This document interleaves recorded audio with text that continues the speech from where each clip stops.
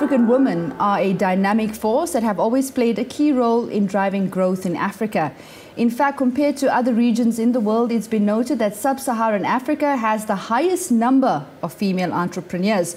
Often driven by necessity, these women start running informal retail or service businesses.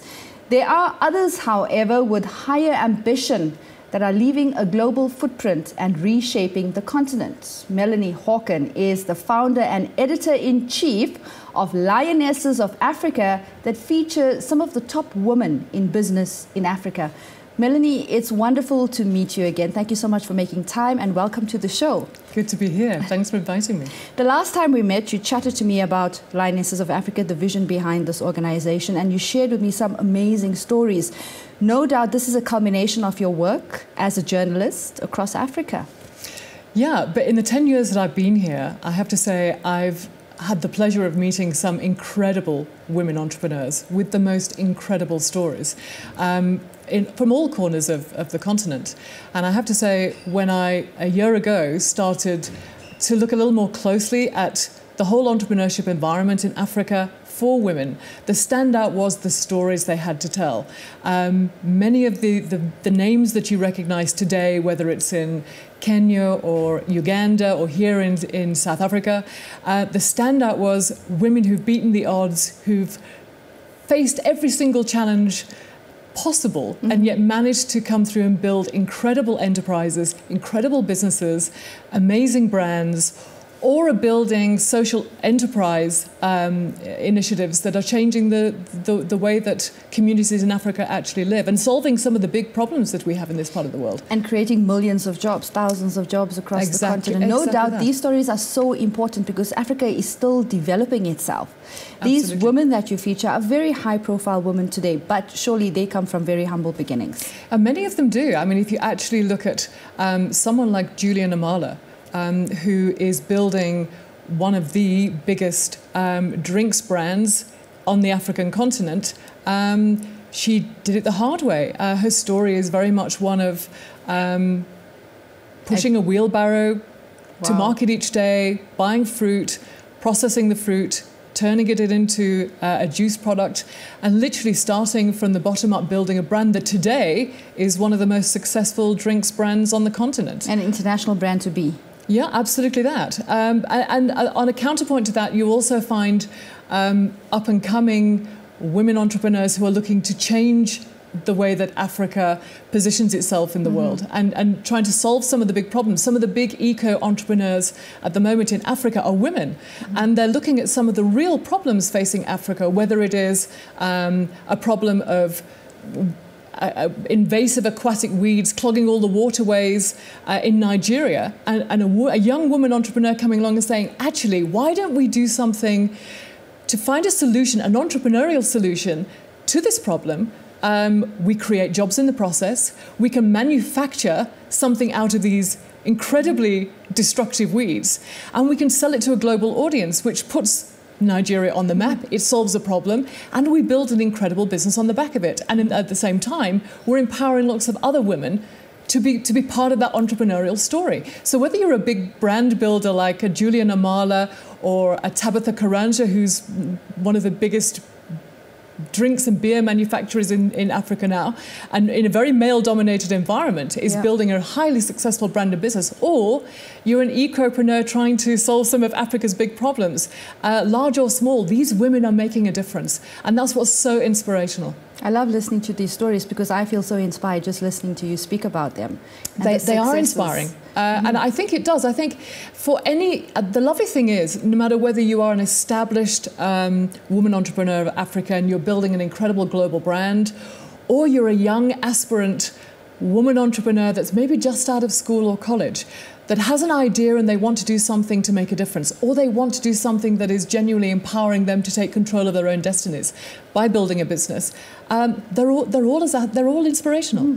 And they've all got a great story to tell. I was hearing a wonderful story about two young South African women entrepreneurs just fresh out of college, who identified a problem. They were based in Rustenburg. They saw a problem with a lot of young children who had to walk miles to school each day. They got home at night very late. There was no electricity in their houses. They found it hard to study. So they came up with this brilliant idea of repurposing waste products into a school bag. Wow. It's called Repurpose School Bags, the company, run by two incredible young women. And they built in a little solar panel in the back so that on the walk to school, the solar panel would charge. It would give them a light when they got home at school, from school to do their work in the evening. That is amazing. And they're creating a brilliant business and a brand on the back of it. That's incredible. Now, how inspirational is that? These are two young women wanting to change people's lives in Africa, and it's having a huge impact on the lives of those young people. And what's so inspirational is what I mentioned earlier, the fact that there are more women entrepreneurs in sub-Saharan Africa than in other parts of the world. And I didn't know that myself, to be quite honest. But does it come as a surprise that women still feel that they're underrepresented in Africa? I mean, we're progressing significantly in terms of developing female entrepreneurs. There's still people that believe women are underrepresented. You know what? I think it's also a case of women having a voice. You know, in a male-dominated environment where perhaps in the business world, the majority of the businesses and brands we hear about are perhaps run by men or operated by men, I think women just get on with it. I don't think they've been very good up to now about actually talking about what they've been doing. They've probably been working very hard, building businesses, doing very quietly behind the scenes what others do, but not actually talking about it. And what we found through Lionesses of Africa is if you start to give women a voice and a platform to be able to talk about the businesses that they're building and the work that they're doing, you suddenly realize there are a lot more out there than we think. And they've actually been working quietly behind the scenes, building businesses. Often a lot of women have been building businesses out of necessity, as you say. Perhaps if you look at a place like Rwanda, where following the genocide, a lot of women were left alone, having to run households, take care of their families. You'll actually find a huge women's entrepreneurship network in Rwanda that is now emerging. And originally it might have been out of necessity, but now those women are looking to do incredible things, to build brands, to change the fortunes of the country, to put money back into the community, to build businesses. And they are making a huge difference in that country. We are focusing on some incredibly inspirational Rwandan women entrepreneurs this month, because we've declared at Lionesses of Africa this month, January, to be Social Entrepreneurship Month, where we can focus on some of those women entrepreneurs that are genuinely making a difference to their countries, their communities, Africa as a whole.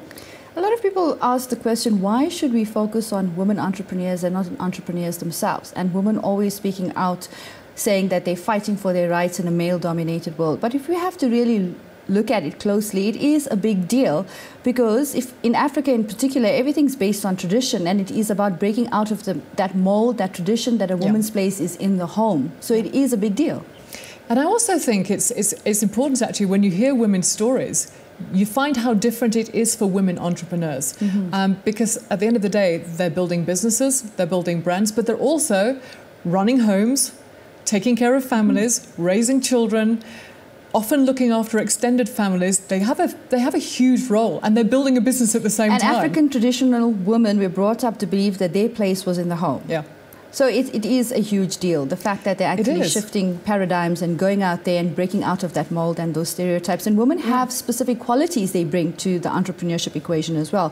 What are some of the qualities that really stand out for you? Look, I think from all of the women that I've interviewed for Lioness of Africa, when we start telling the stories, I think they have a nurturing approach to entrepreneurship. They don't just look at how they're building a brand and a business for themselves. They say, how can I have a positive impact on my community, on my family, on women around me? How can I help to empower a new generation of women entrepreneurs? I don't think there's a single woman entrepreneur I've spoken to that at the same time as building a successful business hasn't also had an eye on how she can help to uplift the next generation coming through. And that's been really inspirational. And I think the encouraging thing is we're now seeing a new generation of young women and entrepreneurs in Africa that are saying, actually, if they've done it and they've come through all of those challenges and they are building these incredible brands and these businesses that we know today, then I can do it. I may have come from really humble beginnings, but so did they. or I may be getting my start, you know. And you think of all the ideas that you have to start a business, and you end up not doing anything about it, and you come across these stories, it kind of pushes you in the right direction. Yeah. We're running out of time, but there's so much I want to talk to you about, unfortunately. You are going to be publishing a book soon called Lionesses of Africa. Is that right? Tell us about that quickly. That's basically a selection of some of the stories that I found the most inspirational of the women that I've interviewed over the past year. It's 16 stories that I think really explain how some of the biggest names and some of the names that you might not recognize, who are women entrepreneurs who, against all of the odds and against all of the challenges, have come through the other side and built the most incredible businesses, brands, and have the most inspirational stories to tell that will genuinely, I think, when people read the book and they hear about these stories and these women, they will feel that anything is possible and they can do the same thing. And that's what it's about. It's about how do we use the tradition of African storytelling to tell the stories of these incredible women entrepreneurs to inspire the next generation. Thank you so much for your time. I look forward to the book, and I look forward to meeting some of these incredible women that you've interviewed, that you feature on Lionesses of Africa. Look forward to it. All the best, Melanie. Thank you. Thank you.